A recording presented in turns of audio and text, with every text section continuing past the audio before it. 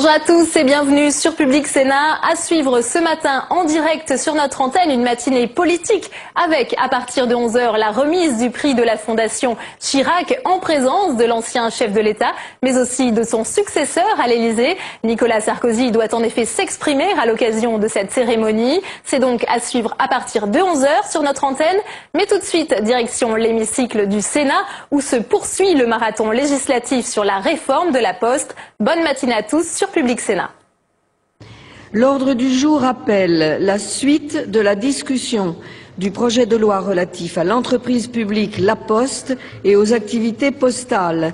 Dans la discussion des articles, nous sommes parvenus à l'amendement numéro 202 au sein de l'article 2. Amendement 202. Vous avez la parole, monsieur le sénateur.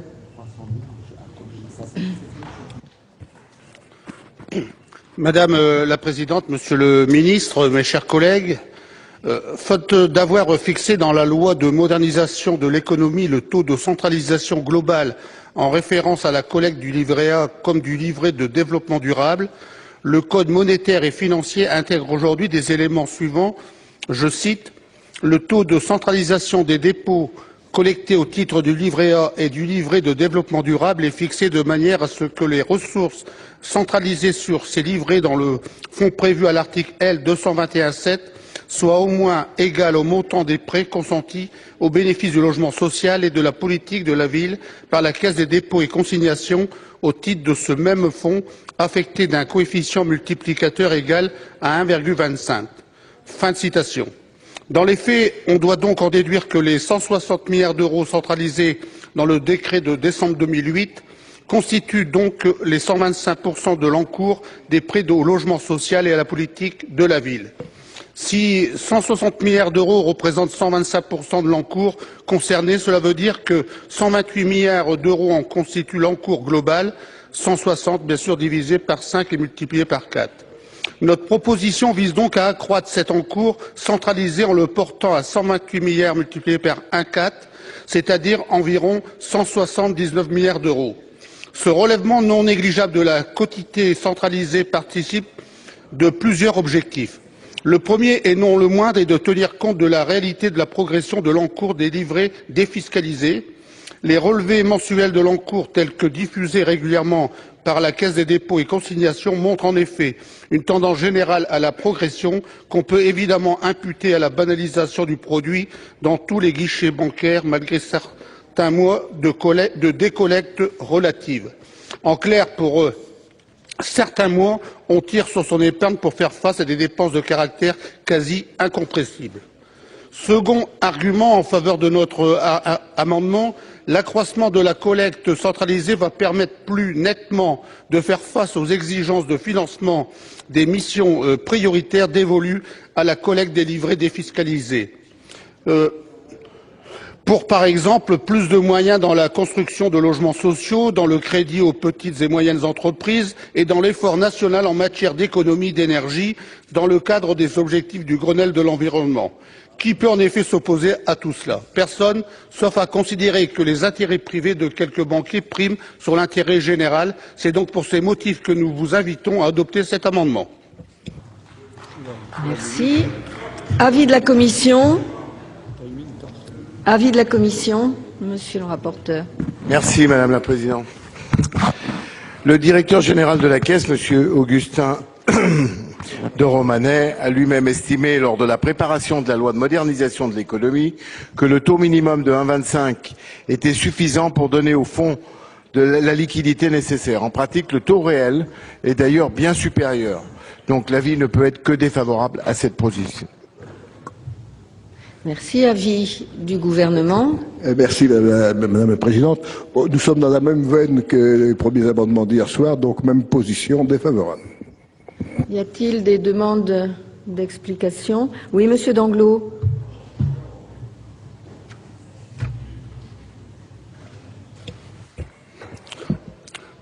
La banalisation du livret A a été mise en œuvre pour répondre à une injonction européenne qui estimait, de son point de vue, que les établissements de crédit, disons ordinaires, souffraient de la concurrence déloyale de la Poste et des caisses d'épargne, plus marginalement du Crédit Mutuel et de son célèbre livret bleu.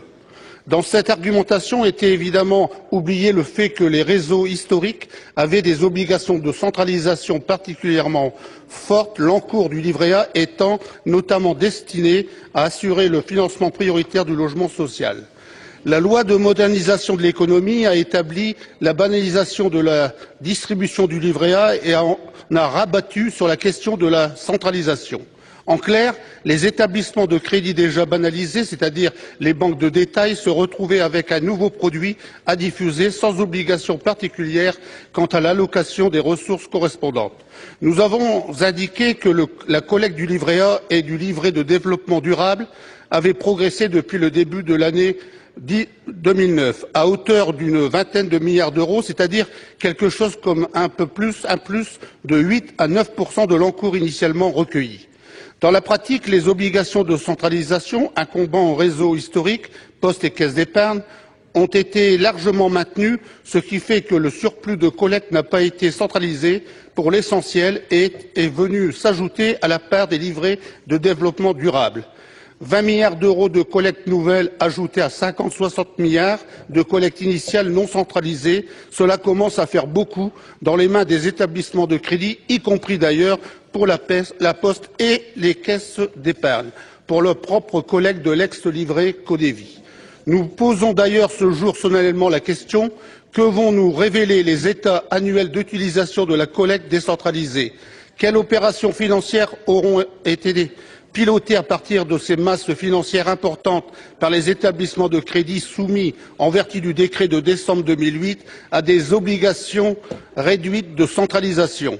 Les obligations de centralisation des établissements de crédit ordinaires sont largement couvertes, a priori, par le produit de la centralisation des livrets Codévi. De fait, toute collecte nouvelle peut être utilisée à discrétion. Si elle provient d'un transfert de livret A à des réseaux historiques vers les nouveaux réseaux distributeurs, elle est même susceptible d'éviter en grande partie les risques de la centralisation et offre donc l'opportunité d'être recyclée ailleurs que dans le financement du logement social.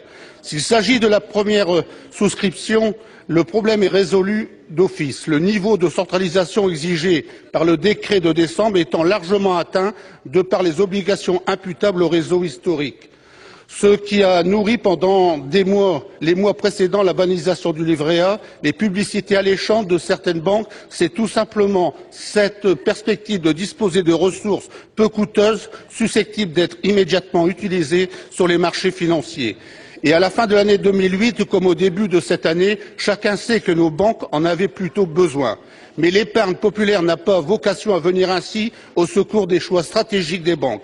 C'est aussi le sens de cet amendement que nous ne pouvons que vous inviter à adopter. Madame Beaufils.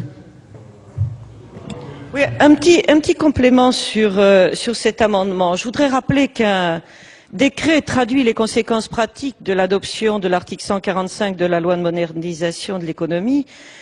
Sous des dehors en apparence techniques, ce décret de décembre a de fait consacré la latitude laissée aux établissements de crédit offrant désormais le livret A pour ne pas affecter les ressources nouvelles qu'elles en tireraient à toute centralisation.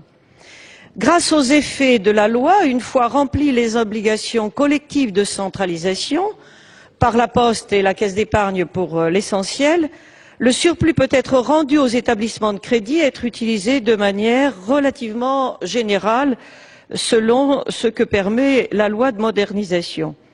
Ça peut être bien sûr le financement des petites et moyennes entreprises en disant que malheureusement on a constaté que ce n'était pas largement utilisé. Ça peut être les travaux d'économie d'énergie dans les bâtiments dits anciens, ce qui bien souvent d'ailleurs a été utilisé par de grands du BTP pour faire de la réhabilitation, mais pas obligatoirement du logement social. On comprend mieux pourquoi dès lors, parce qu'il est toujours à l'écoute des milieux bancaires, le président de la BCE a tardé à réduire le taux directeur. Les sommes rémunérées en effet à 1,25%, coûtant 1,5% placés sur les marchés financiers à 3, 4 ou 5%, cela participe fortement de la remontée du produit net bancaire.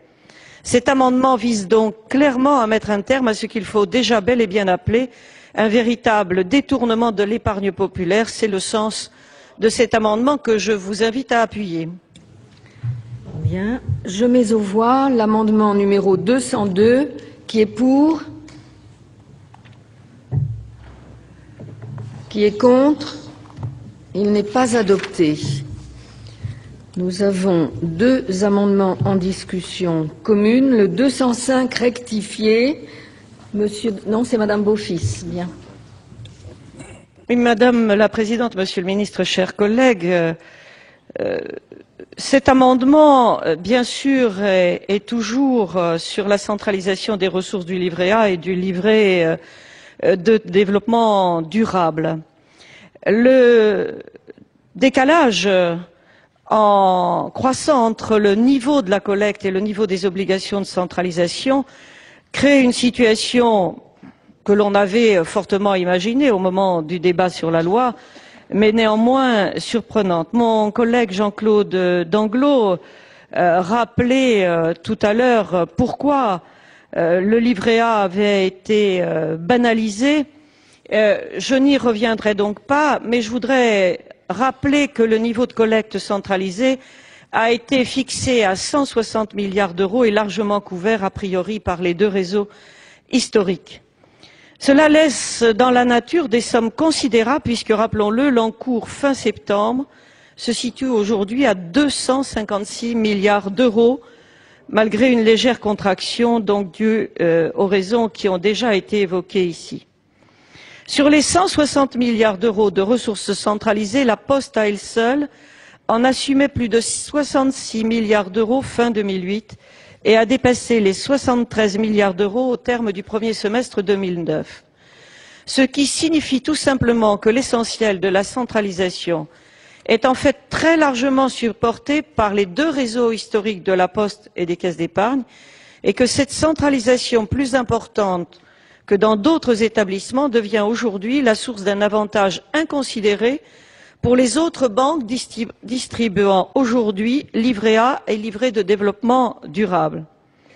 Il s'agit donc aujourd'hui, par notre amendement, d'accroître le volume de centralisation des encours de ces deux livrets et de faire porter cet effort de manière prioritaire sur les autres établissements de crédit qui, pour le moment, semblent avoir tiré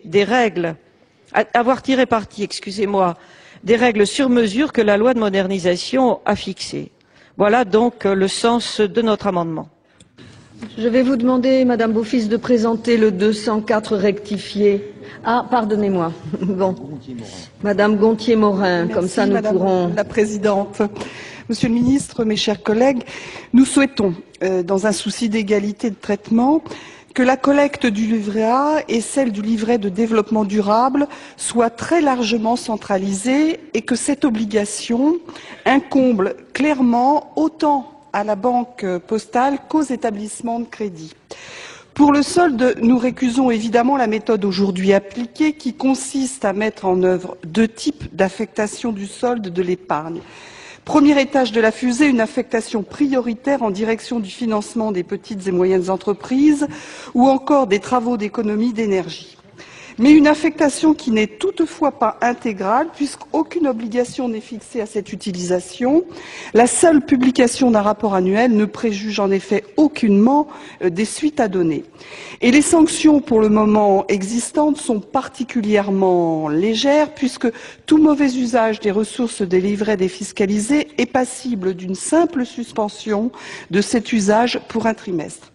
On sait de surcroît que les ressources du Codévi, qui étaient au cœur de l'absence d'une centralisation, ont de longue date été largement utilisées par les banques pour recycler des ressources finalement distribuées à d'autres entreprises que celles visées à l'origine par le livret. Pour notre part, nous estimons que si la centralisation doit être plus importante à l'origine, elle ne peut être qu'être consolidée par la proposition que nous avançons. La La question de la centralisation intégrale des ressources tirées dans l'ancien livret de développement durable et du livret A doit être posée encore une fois et nous devons tendre à y parvenir avec l'adoption de cet amendement. Il faut accomplir cette étape pour rendre par la suite toute sa vertu à la qualité de l'épargne populaire en déterminant des usages les plus vertueux possibles des ressources qu'elle permet de lever. Elle ne peut servir, comme c'est le cas aujourd'hui, d'un simple produit d'appel utilisé par certains établissements de crédit pour détourner cette épargne des circuits habituels d'utilisation et de la retourner vers des marchés spéculatifs, les placements à risque. Dans une poste où l'on souhaite que 100% du capital demeure public, il faut aussi que 100% de la collecte de l'épargne populaire qu'elle assume soit utilisée au mieux. C'est le sens de cet amendement. Merci Madame la sénatrice. Avis de la Commission. Merci Madame la Présidente. Très brièvement, ces deux amendements sont hors sujet, l'avis est défavorable. Monsieur le Ministre. Merci Madame la Présidente. Très malheureusement, ces deux amendements sont sans lien avec le texte et je suis donc conduit à être défavorable. Bien. Monsieur Fischer. Monsieur le rapporteur et Monsieur le ministre disent que nous sommes hors sujet. Mais pour nous, est-ce qu'il n'est pas aujourd'hui nécessaire d'aller au-delà du sujet traité et de voir quelles seront les véritables conséquences? Car il est là le problème. Vous ne dites pas la vérité. Vous avancez à visage masqué. Et oui. Et à partir de là, eh bien, de toute évidence, les sujets qui ont été traités par les problèmes, j'ai appelé ça hier le racket de l'épargne populaire. J'ai appelé ça hier, finalement, l'utilisation, et que ce soit, si vous voulez, dans le crack bancaire, ou que ce soit dans le plan de relance, on voit comment est utilisée l'épargne populaire. Et je crois qu'on ferait mieux de revaloriser la bonification du livret A, que finalement, eh bien, tout le monde en profite, et notamment les petits épargnants, mais cela, c'est un des points essentiels, Monsieur le Ministre. Alors, nous ne sommes pas hors sujet. Bien sûr, vous voulez être sourd aux remarques très pertinentes de nos collègues, et à partir de là, eh bien, croyez-moi, on va développer les arguments, et j'en ai encore quelques-uns là. Madame Beaufils, vous aviez demandé la parole. Oui, je pense que lorsque Monsieur le rapporteur ou Monsieur le ministre nous disent que nous sommes hors sujet, moi je m'excuse, la Poste c'est un groupe. Les questions de la gestion de la collecte du livret A font bien partie des missions donc du groupe La Poste. Je veux dire, on ne peut pas considérer que parce qu'on discute d'un aspect particulier, il faudrait qu'on abandonne une autre partie du fonctionnement du groupe. Je voudrais quand même rappeler que dans ce domaine, on a un montant précis de centralisation à hauteur de 200 milliards. C'est notre proposition. Je pense qu'elle est très sérieuse. C'est une indication qui, je crois, mérite d'être inscrite dans la loi puisqu'elle confirme les choix que l'on veut par rapport, par exemple, à la construction, à l'aide à la construction du logement social. Et je ne vois pas pourquoi on ne pourrait pas fixer un tel montant dans un texte de loi de ce type alors que sur un autre aspect, vous avez souhaité fixer en termes d'aménagement du territoire précisément les 17 000 points postes. Donc, je ne vois pas pourquoi ici on ne pourrait pas revenir sur cet aspect. C'est d'autant plus important, nous semble-t-il, que la généralisation du livret A fait en sorte que les missions prioritaires qui sont normalement définies par la loi pour ce livret A n'ont pas été respectées. Donc voilà le sens tout simplement de notre souhait et de notre demande d'inscription dans ce texte, puisque c'est celui qui nous permet de le faire aujourd'hui. Oui, Madame Gontier-Morin. Non. Oui, Madame la Présidente, Monsieur le Ministre, mes chers collègues, je suis surprise comme mes collègues. Nous parlons de la Poste, donc par essence, nous parlons d'une épargne populaire. Et précisément, notre amendement tend à poser et à favoriser une légitime et juste allocation de la ressource collectée à travers de cette épargne populaire. Une légitime et juste allocation qui doit de fait s'appuyer sur une centralisation intégrale, c'était l'objet. Nous pouvons concevoir en effet ici pour l'épargne populaire des usages prioritaires essentiels comme le logement social, le financement des PME, les vraies, pas celles qui sont dépendantes des grands groupes, la mise aux normes énergétiques des bâtiments publics comme des logements, le développement local. Le dividende social peut permettre de définir encore d'ailleurs d'autres usages et la centralisation peut donc être conçue comme intégrale. Car il ne faut jamais oublier dans le débat sur le livret A comme sur celui du livret de développement durable que c'est à l'initiative du gouvernement français que nous sommes passés d'une centralisation de 100% sur l'encours du livret à une centralisation de 70% et en réalité certainement moins. La réforme du livret A telle qu'elle a eu lieu avec l'adoption de la loi de modernisation de l'économie a été présentée comme découlant du travail de Madame Neelie Kroes, dont on sait le grand attachement à la concurrence entre établissements bancaires. Mais Madame Kroes n'a jamais demandé que l'on mette un terme à la centralisation des ressources, loin de là, et sa seule préoccupation était de mettre un terme au régime particulier dont jouissaient la banque postale, les caisses d'épargne et le crédit mutuel au regard des autres établissements et aucunement de mettre en question l'usage de la collecte de cette épargne. Car de fait aujourd'hui, nous avons remplacé ce qui était une distorsion de concurrence pour la Commission de Bruxelles par ce qui est devenu un scandale. En effet, les livrets non centralisés que gèrent les autres opérateurs de crédit connaissent une rémunération non négligeable à hauteur de 0,6% des encours moyens constatés, tandis que les épargnants tirent parti d'une petite incitation fiscale, alors même que l'allocation de la ressource collectée est éloignée de l'objet initial. En clair, on rémunère aujourd'hui avec le fonds d'épargne géré par la Caisse des dépôts les banques de détail banalisées pour ne pas affecter la collecte tant du livret A que du livret de développement durable aux usages dédiés. Le produit de la rémunération des livrets défiscalisés est donc détourné de son objet et ce qui est banalisé est de fait le mauvais usage de l'épargne populaire. Cette démarche nous mène donc tout naturellement à proposer cet amendement que je vous invite à adopter. Très bien. Je suis Monsieur Fourcade. Je vous remercie, Madame la Présidente. Monsieur le Ministre, mes chers collègues, à propos de la Poste dont nous devons débattre, on élargit le débat à l'ensemble des problèmes financiers posés par la collecte de l'épargne et par le financement des actions qui sont tout à fait intéressantes, certes, mais qui concernent beaucoup d'autres textes. Alors, Madame le Président, bien entendu, nous voterons contre ces deux amendements qui n'ont pas grand-chose à faire dans le texte. Mais je souhaiterais que la Commission et le gouvernement examinent les amendements qui vont venir.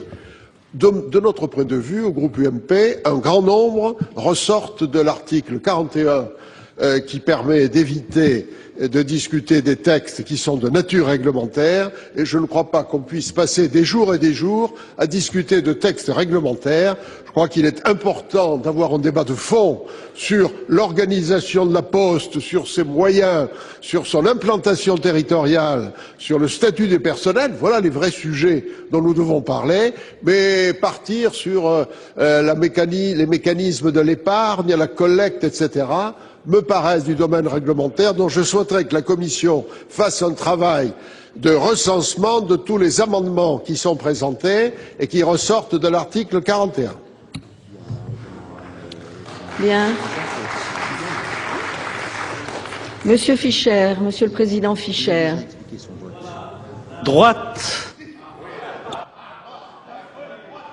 La droite est en train de montrer son vrai visage par la voix de M. Fourcade. Voilà, elle avançait, je disais à l'amendement précédent, un visage masqué, mais avec l'intervention de M. Fourcade, le masque vient de tomber. Et là, il vient, Monsieur le ministre, eh bien, alors j'ai beaucoup de respect pour vous, mais là, vous venez de sortir la grosse Bertha. C'est-à-dire que vous venez de demander à Monsieur le ministre ou à Monsieur le rapporteur et à la Commission, eh bien, d'user l'article 41.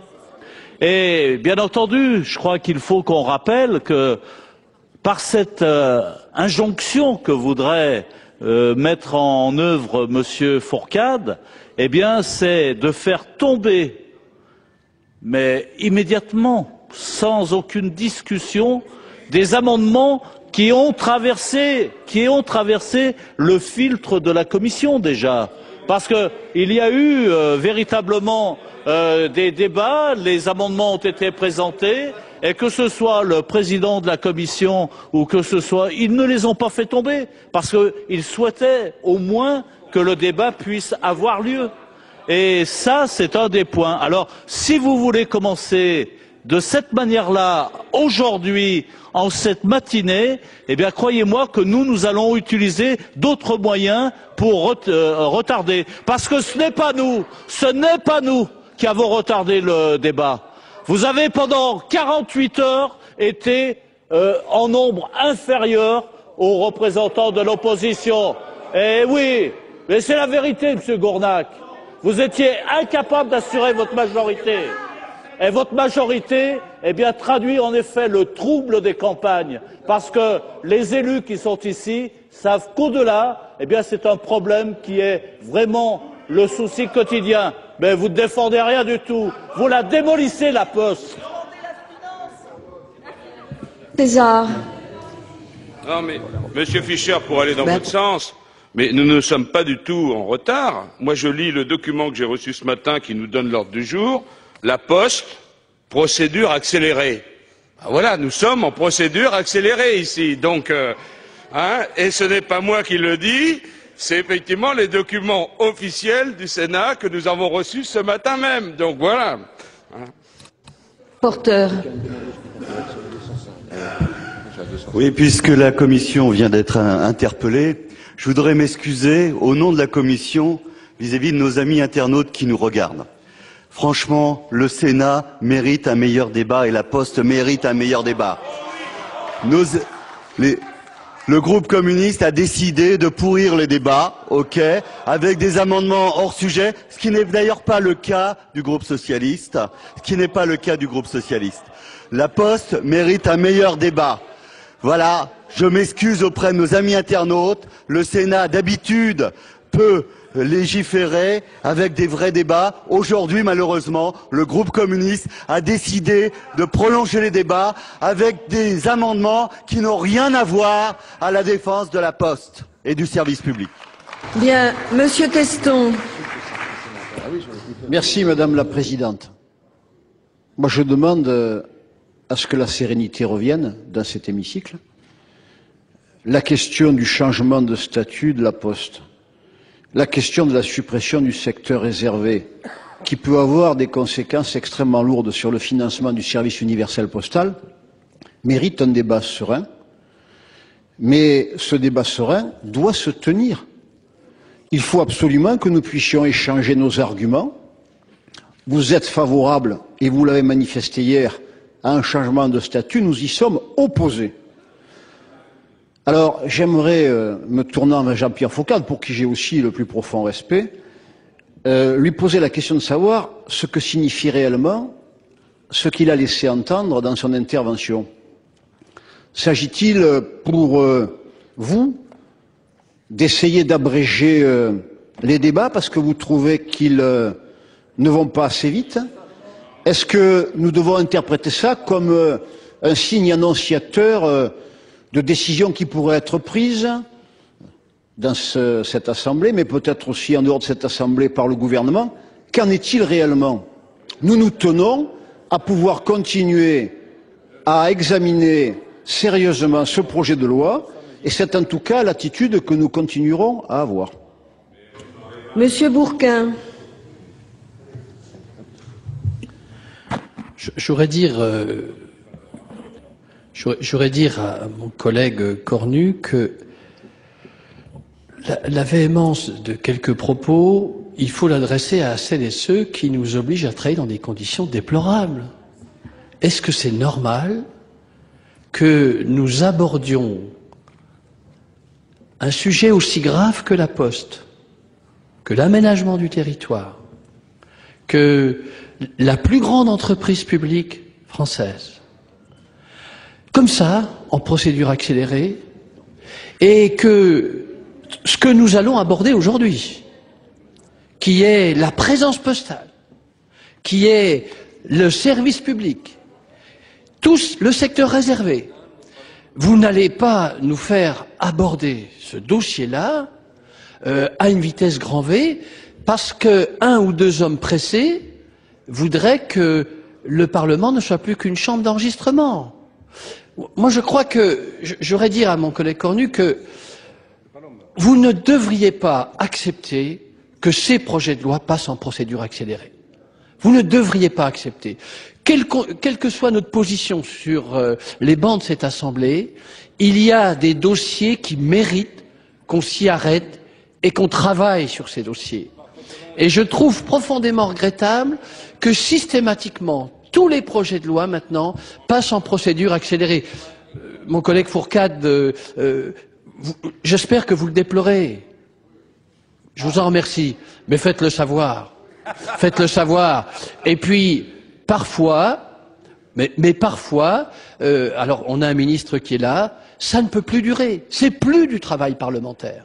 Et là, quand on va aborder, il y a des amendements qui sont fondamentaux, qui auront des répercussions dans tous nos territoires. Vous ne voudriez pas qu'on les aborde à vitesse grand V parce que le temps presse. On a décidé de siéger ce week-end, on va siéger ce week-end, mais on ne peut pas passer ces amendements-là à vitesse grand V parce que des gens sont pressés au-dessus et qui traitent le Parlement d'une façon qui n'est pas normale dans une démocratie épanouie. Monsieur Mirassou. Merci, Madame la Présidente. Est-il utile de préciser que je suis en plein accord avec la déclaration de Michel Teston et de Martial Bourquin. Procédure accélérée. Il est vrai que dans une autre vie, le ministre le plus concerné, je veux parler de M. Estrosi, était un homme rapide. Maintenant, voilà qu'il devient pressé. Mais tout ce qui a été dit tend à accréditer la thèse selon laquelle la Poste, c'est écrit, doit distribuer le courrier 6 jours sur 7. Admettons avec un peu de facilité que ce débat puisse nous occuper 7 jours sur 7. Et donc, très tranquillement, c'est ce que nous vous demandons. Et les amendements qui sont proposés par rapport au sujet qui nous intéresse sur cet article-là ont un rapport peut-être pas quasi direct avec le texte, mais en tout cas puissamment indirect. Et si la Poste veut revendiquer son statut universel, eh bien, ces amendements, de fait, y trouvent toute leur place. Et Monsieur Cornu, n'emboîtez pas la sémantique qui a prévalu pendant 2 jours ici, parce que vous risquez vous-même de produire un effet parfaitement contre-productif par rapport à ce que vous souhaitez. C'est un conseil amical que je vous donne. Madame Hermange.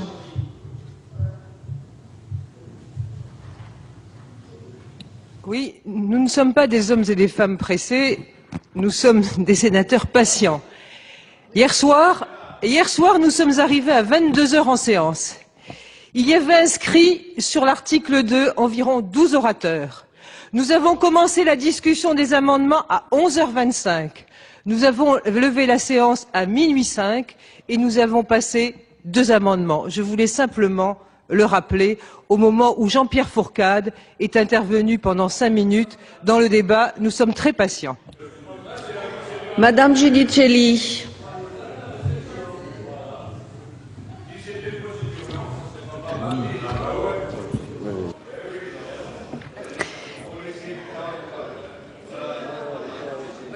Oui, Madame la Présidente. Je voulais dire à Monsieur Fischer que je le trouve bien plus sympathique quand nous sommes en commission des affaires sociales parce qu'il ne s'adresse pas à nous en disant la droite, comme si c'était quelque chose qui n'était pas bien. Ce que je voudrais vous dire,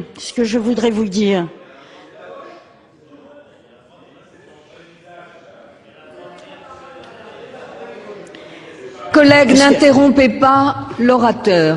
Madame. Ce que je voudrais vous dire, c'est qu'effectivement, pour nous, la Poste, c'est très important. Ce qui a faussé le débat, probablement, c'est qu'en début de semaine, j'ai entendu dire ici que vous aviez dit on va leur pourrir la semaine. Là, vous pouvez me laisser parler 2 minutes, oui. À partir de là, vous savez, c'est très pénible. Vous êtes comme ça toute la journée. On peut de temps en temps parler 2 minutes. À partir de là, on pourrait avoir le soupçon que ce soit une stratégie ou pire une tactique. Pour nous, ici à l'UMP, la Poste est suffisamment important, c'est peut-être plus important encore que vous ne le pensez pour nous. Et nous pensons que la politique, c'est sérieux. On ne doit pas avoir des attitudes théâtrales, parce que les décisions que nous prenons vont influer sur des dizaines de milliers de personnes. Et ce que je souhaiterais vous dire, pour moi, la Poste, c'est même une tradition, c'est bien plus important que ça, au sens étymologique du mot, en latin traditionem, c'est-à-dire celui qui transmet. C'est vrai qu'entre autres, le facteur transmet lui aussi. Et nous sommes très soucieux du sort des facteurs. J'ai été très touchée par un de vos sénateurs qui nous expliquait avec émotion ce qu'était pour lui le métier merveilleux de facteur qu'exerçait son père. Alors la tradition, vous savez, pour moi, c'est un progrès qui a réussi. Et je trouve qu'au lieu de lire des papiers qui parlent de tout, sauf de la Poste et des personnels de la Poste, eh bien, vous savez, la tradition et ce progrès qui a réussi, moi je vous proposerais plutôt que nous progressions ensemble pour faire de la Poste une très belle réussite. Madame Blandin. Oui, Madame la Présidente, je voudrais que l'on revienne sur le fond. Et je voudrais insister sur le fait qu'à chaque fois qu'on propose des amendements constructifs, il se trouve un sénateur de la majorité pour brandir un quelconque argument de procédure qui retarde le débat. Hier, j'avais déposé un amendement sur une évaluation sérieuse et comptable. Le doyen Gélard s'est mis à me dire qu'il était normal qu'on avait des avis négatifs parce que c'était passé en commission et que la commission était souveraine et que moi je n'y étais pas, etc. Ici, nous avons un amendement qui est passé en commission. Alors là, on dit « Ah, mais la commission n'avait peut-être pas pensé à sortir l'article 41, etc. » Donc il faudrait que la majorité arrête de retarder le débat sur le fond. J'ai plus d'autres demandes de parole. Monsieur Courteau. Très rapidement, Madame la Présidente.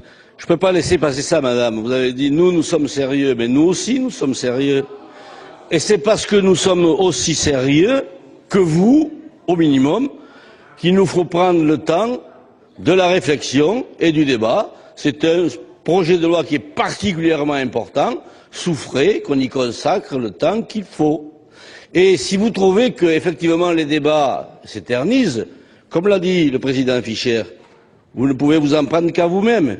Pendant 2 jours, vous avez été physiquement minoritaire. La faute à qui?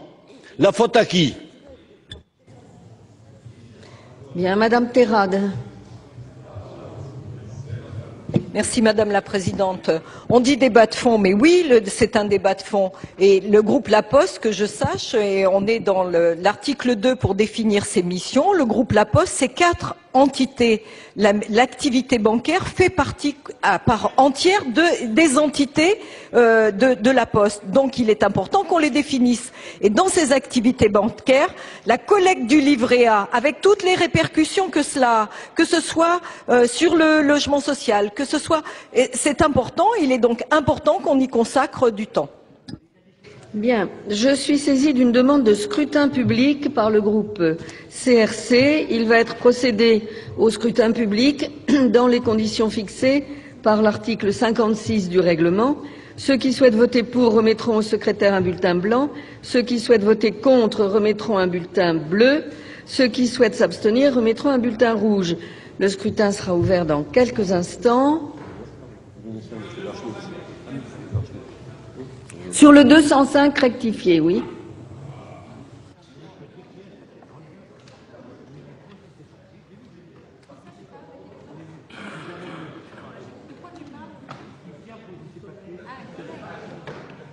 Voilà, le scrutin est ouvert. Le scrutin est ouvert.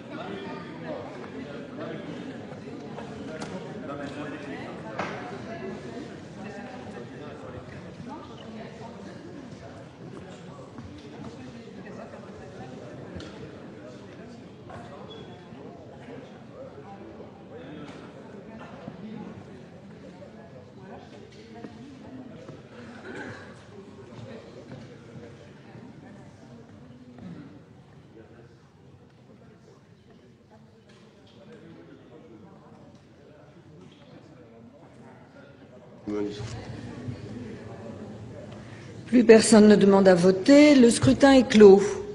J'invite Mesdames et Messieurs les secrétaires à procéder au dépouillement du scrutin.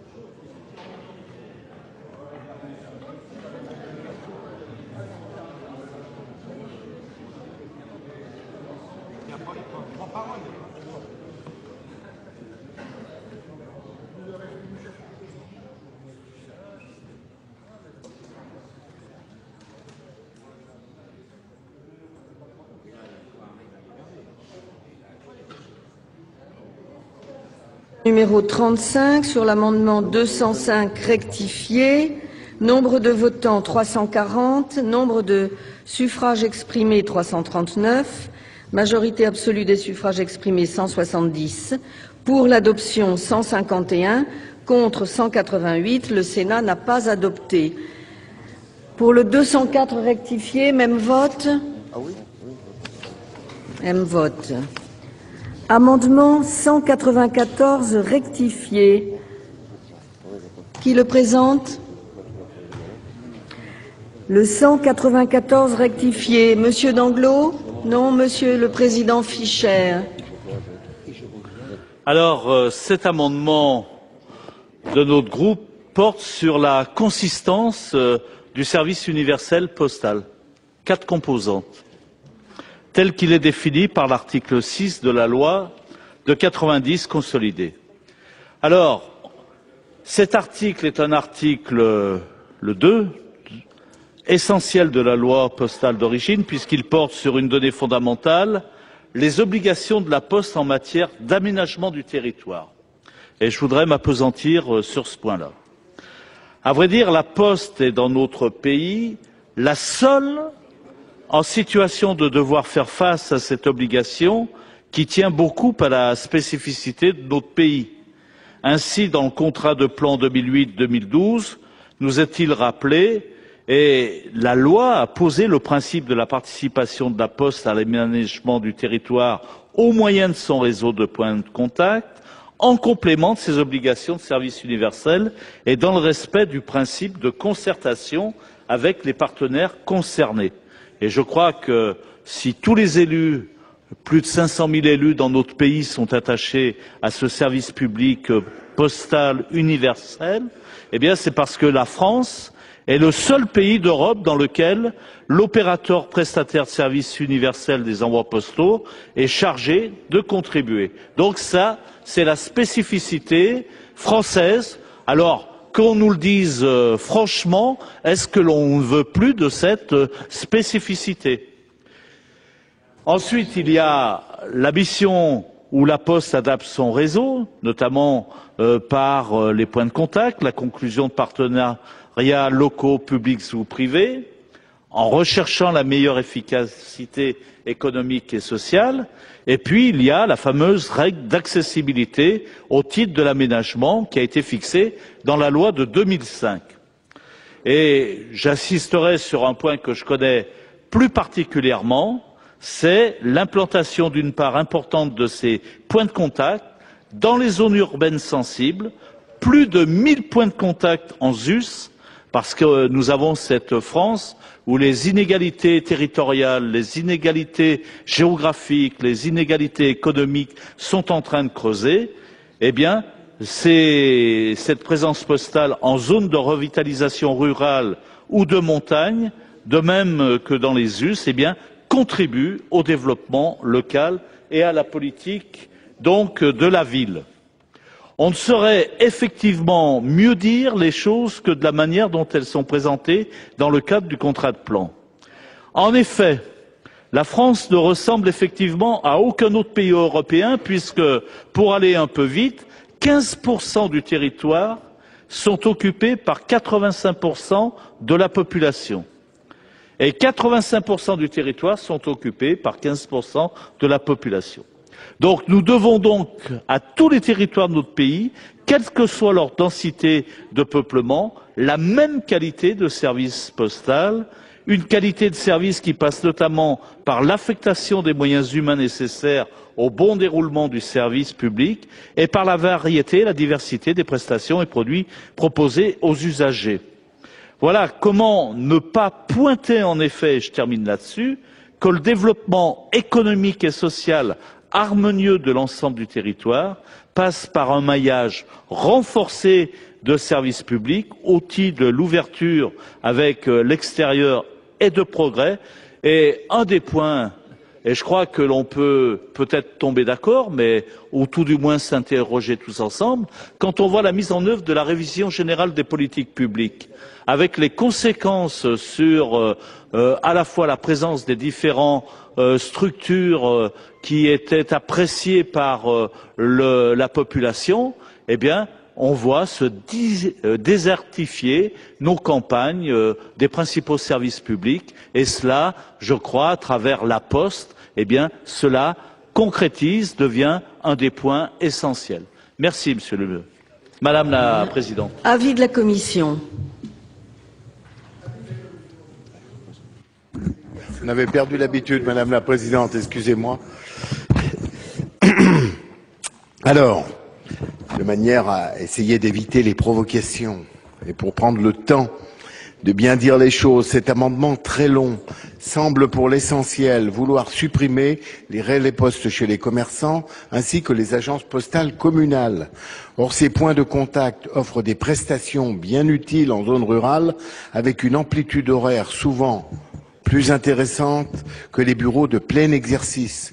Nous ne pouvons pas, donc, comme nous l'avons déjà dit en d'autres moments, nous ne pouvons pas être favorables à cet amendement. Donc, je vous propose de le retirer, sinon l'avis sera défavorable.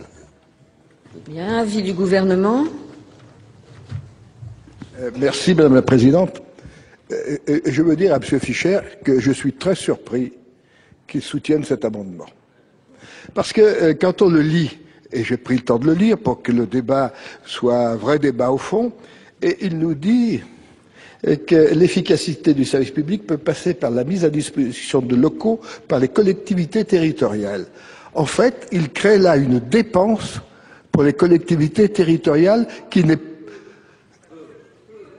Mais, mon cher collègue, j'arrive à lire tout seul, et je vous remercie beaucoup de l'aide que vous m'apportez dans le cadre de la lutte contre l'illettrisme, dont vous êtes un spécialiste, mais bien, restez dans la gratuité, ça ira très bien.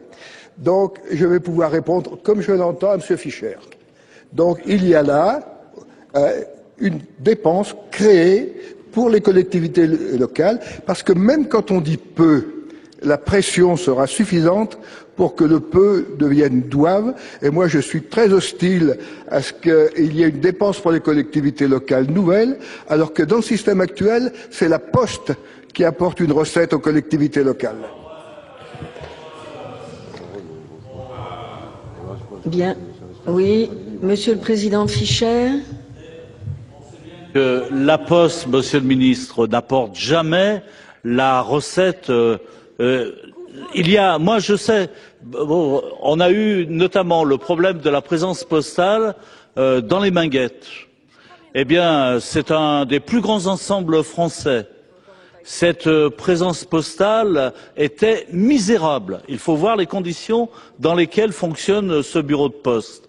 Eh bien, il a fallu que ce soit la municipalité qui rachète, avec l'aide du département, mais qui rachète tous les locaux et qui les mette gratuitement à la disposition de la Poste.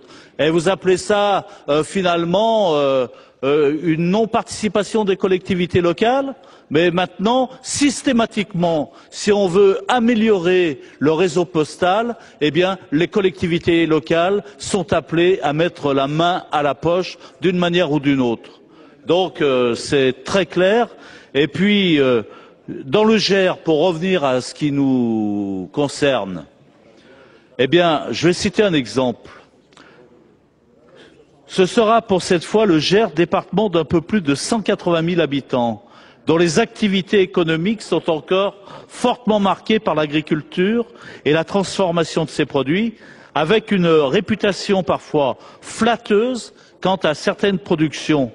Sans vouloir vous mettre trop longtemps l'eau à la bouche, rappelez-vous, c'est le vieil Armagnac, c'est le foie gras de canard, au doigt, etc., etc. Eh bien, le Gers reconnaît depuis quelques années un regain démographique. Eh bien là, on voit bien que, notamment, le nombre de bureaux de poste est inversement proportionnel à l'évolution démographique. L'exemple avait été pris hier par notamment Jean-Pierre Bel pour le département de l'Ariège. Eh bien, le Gers, c'est exactement la même procédure qui a été suivie, c'est-à-dire plus la population augmente, eh bien on assiste à une résorption quasi drastique de la présence postale dans les départements ruraux. Voilà pourquoi nous tenons à nos amendements. Madame Beaufils. Oui, très brièvement par rapport à l'argumentaire de Roger qui vient de nous être présenté. Moi, je voudrais quand même rappeler qu'aujourd'hui, les collectivités territoriales, lorsqu'elles décident, contraintes et forcées, de réinstaller la Poste parce que celle-ci a décidé de fermer son bureau, le maximum de dédommagement qu'elle obtient est de 3 000 €. Moi, j'ai encore, je ne l'ai pas apporté avec moi, mais je l'ai dans mon département, une commune qui a voulu accompagner ce désengagement de la Poste, sauf que les frais à faire à l'intérieur de la mairie étant tellement supérieurs aux 3 000 € qu'on lui offre, dit en clair, écoutez, je ne peux pas le faire, donc aujourd'hui, on se retrouve sans aucune possibilité de répondre. Deuxième aspect, je vous l'ai dit lundi, je crois, mais j'ai visité deux points poste, 2 points contact, samedi, il y a 8 jours. Les 2 points poste, la commerçante, elle va recevoir 257 € en termes de dédommagement. Combien la Poste, elle a économisé dans ce cadre-là? Et on nous dit que c'est un un meilleur élargissement d'ouverture. Mais il est évident que la Poste, quand elle a fermé, avait fait des horaires qui étaient tellement incompatibles avec les capacités des usagers qui l'entourent de pouvoir s'en saisir, qu'il est bien évident que c'était devenu compliqué. Mais je pense qu'on ne peut pas dire que les points contacts répondront aux besoins et que les dédommagements existent pour refuser notre amendement. On a quand même dans notre texte posé des questions de caractéristiques démographiques, sociales, économiques, avec les zones de revitalisation rurale et les zones urbaines sensibles, qui étaient des éléments importants justement d'aménagement du territoire. Vous nous dites tout à l'heure, vous êtes hors sujet, maintenant qu'on est dans le sujet, vous n'abordez pas les questions que l'on pose, qui permettraient justement qu'on soit un petit peu plus efficace sur l'aménagement du territoire. Monsieur Laménie. J'avais pressenti. Merci Madame la Présidente, Monsieur le Ministre, mes chers collègues. On peut partager dans le cadre de ce débat, suite à l'intervention du président Guy Fischer, là-dessus on peut aussi s'y associer d'une certaine manière, puisqu'il a vu aussi le cœur du problème, le partenariat avec les collectivités territoriales. Alors le partenariat avec les collectivités territoriales, on peut le voir sur tous les sens. Monsieur le ministre tout à l'heure l'a rappelé, le chiffre de 17 000 bureaux de poste et points de contact, je crois que c'est réellement un chiffre qui est très important, puisque bon, il rappelle quand même la présence de la Poste et surtout la présence humaine. Et je crois que ce partenariat avec l'ensemble des communes qui s'impliquent, que ce soit pour créer une agence postale dans un bâtiment communal, le partenariat aussi avec les communes, puisque maintenant, en termes d'adressage, les communes, mais surtout en particulier les villages qui n'ont pas forcément de plaques de rue, maintenant pratiquement toutes les communes sont obligées de s'équiper de plaques de rue, pour qu'il y ait une signalétique tout à fait convenable avec le système d'adressage informatisé. Et je crois que à ce niveau-là, on est tous convaincus. Guy Fischer a rappelé le chiffre de plus de 500 000 élus qui sont sensibilisés par la Poste, mais je crois que c'est réellement tous les habitants sans exception.